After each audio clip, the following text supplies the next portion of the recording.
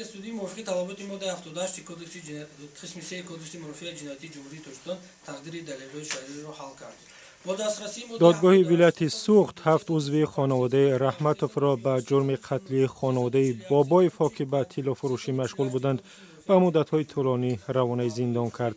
بر اساس حکم دادگاه که روز 29 ینور در دادگاه ولایت سوخت و زیر چاره‌های شدید امنیتی اعلان شد، عالم رحمتوف به حبس یکمری، ادیبه رحمتوف به 30 سال، سرویناز رحمتوف و قیام‌الدین رحمتوف، ادهم رحمتوف و وهاب رحمتوف به 28 سال زندان و ولی رحمتوف به 7 سال زندان محکوم شدند.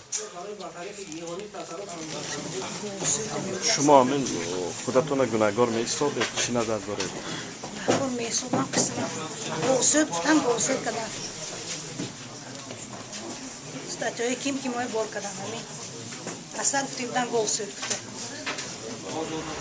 در هفته تفشی پرونده جنایتی مذکور معین گشت که رحمتوف‌ها بغیر از کشتاری اویلی بابایف‌ها و کشتاری اویلی برهانوف‌ها باز یک قطار جنایت‌ها از قبیل 20 فеврал 2005 سال جنایتی راهزنی و تصرف اموال صاحبکاران محمود و قاسمов در شهر چکالف 9 دکمبر سال 2005 سال جنایتی راهزنی و سوءقصد کشتاری صاحبکار اتمов در شهر خوجند 8 январи 2011 سال جنایتی دزدی و تصرف طلاواری صاحبکار وهاب در شهر خوجند 21 август 2011 سال جنایتی راهزنی و تصرف اموال صاحبکار خدایبردی در ناحیه جابر رسولов و چیزی که از گفتم کشتاری اویلی بابایف و برهانوف را صادر کرده بودند.